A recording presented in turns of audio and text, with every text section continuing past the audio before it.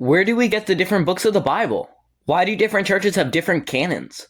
How do we know we have the right ones? For many newbie theologians, myself included, this is a confusing and concerning issue. If Scripture is the source for most of our doctrine, it's pretty important we get it right. So today we'll look at the different canons held by various Christian groups and explain where they come from and why they accept them. Before we jump in, I want to take note of some terminology. There are so many manuscripts in the world that the names can get really confusing. What the Syriac Christians call 4th Maccabees, Westerners call 5th, and what the Greeks call 3rd and 4th Esdras, Westerners call 1st and 2nd. So for the sake of simplicity, I'm using the Western academic terms for manuscripts and probably mispronouncing them, even though I acknowledge that this would not always be how the churches in question would refer to them. Without further ado, the Protestants. The Protestants have the shortest canon with only 66 books. One reason for this actually has to do with the core of Protestantism, sola scriptura.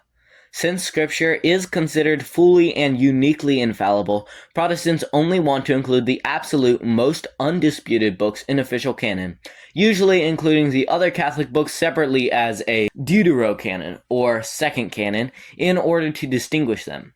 Another reason is based on the fact that Rabbinic Judaism has only the 39 Old Testament books, and only those are contained in most Jewish manuscripts. The Greek Septuagint is the main source for much of the Deuterocanon. And St. Jerome, translator of the Vulgate, wrote that he didn't consider several of the books of the Deuterocanon as canonical. They were also generally agreed to be written later than the rest of the Old Testament. The Protestants decided, when in doubt, we'll play it safe and count only on the relatively undisputed ones as infallible. Many Protestants, however, especially in the Anglican tradition, have a very high view of the Deuterocanon and have included it in much of the liturgy. However, it is still not used to establish doctrine. The second smallest canon is the Catholic one. In addition to the 66 books Protestants hold to, Catholics consider Tobit, Judith, Baruch, Sirach, 1st and 2nd Maccabees, and Wisdom of Solomon as canonical, bringing the total up to 73. They also add extra chapters to Esther and Daniel. There are many reasons for this, largely based on church councils and synods. The Synod of Rome was the earliest council on the canon, held in 382 AD, and it determined the confirmed canon as what is now the Catholic Canon, except it did not mention Baruch. Many argue, however, that Baruch was considered part of Jeremiah back then, and that's why it wasn't mentioned specifically. Hippo and Carthage also reaffirmed an identical canon to this when they held synods. Finally, the Ecumenical Council of Trent officialized the 73-book canon as Catholic doctrine in the 16th century. As you can see, just like the Protestant canon really comes from sola scriptura, the Catholic canon has an awful lot to do with the magisterial authority of the Church, a central tenet of the Catholic faith. The next canon is the Eastern Orthodox, which includes the 73 Catholic books, plus the Prayer of Manasseh, 1st Esdras, and 3rd Maccabees, as well as Psalm 151. They also include 2nd Esdras and 4th Maccabees in an appendix.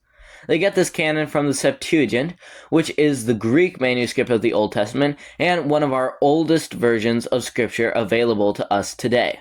Some Eastern Orthodox consider the Deuterocanon to be slightly lesser, but they are still included.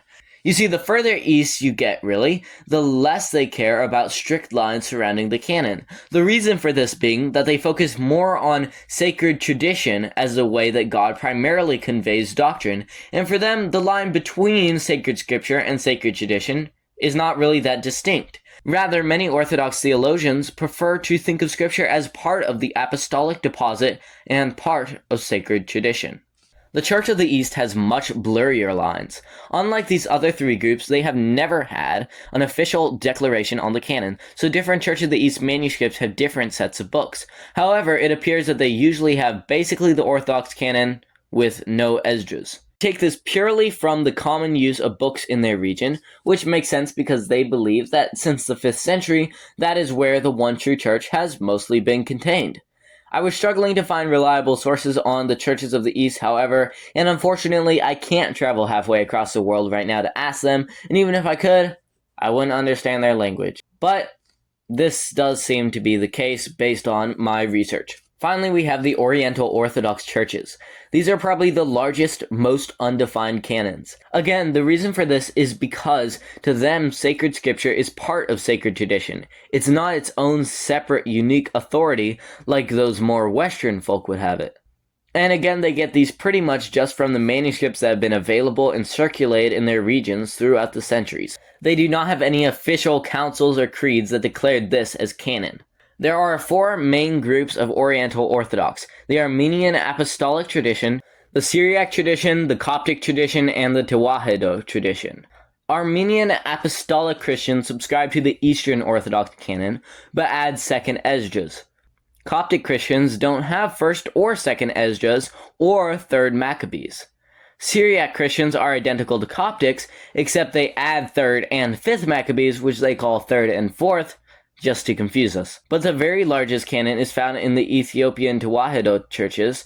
It contains the full Eastern Orthodox canon, except they don't have the Maccabees, but instead the Ethiopian Maccabees, a trilogy that is not even about the same guys. And they also add 2nd Esdras, 4th Baruch, Ethiopic, Lamentations, Ethiopic, Pseudo-Josephus, Jubilees, and 1st Enoch, bringing their total canon to an official number of 81 books, though depending on how you count, it could be more or less.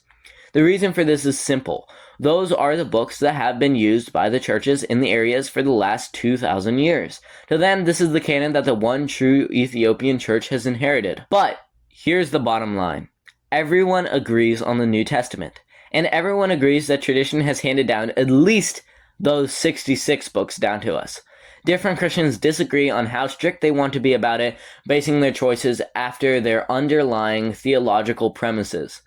Catholics ultimately look to the magisterium. Protestants only accept the most universally accepted books, and Orthodox churches are more welcoming to many works as part of their tradition. At the end of the day, centered around the earliest sources about Jesus, the 4 Gospels, the huge majority of Christians have accepted very similar canons and very similar books. No Gnostic Gospels like Thomas, and no random letters like 3 Corinthians have ever been widely considered, and the question isn't nearly as chaotic or unsolvable as many of Christianity's critics often make it out to be. Let me know in the comments what you think about the canon and what I got wrong in my attempts to represent such a complicated issue. I'm absolutely sure there was something I got wrong. Thanks so much for watching. God bless. See you next time.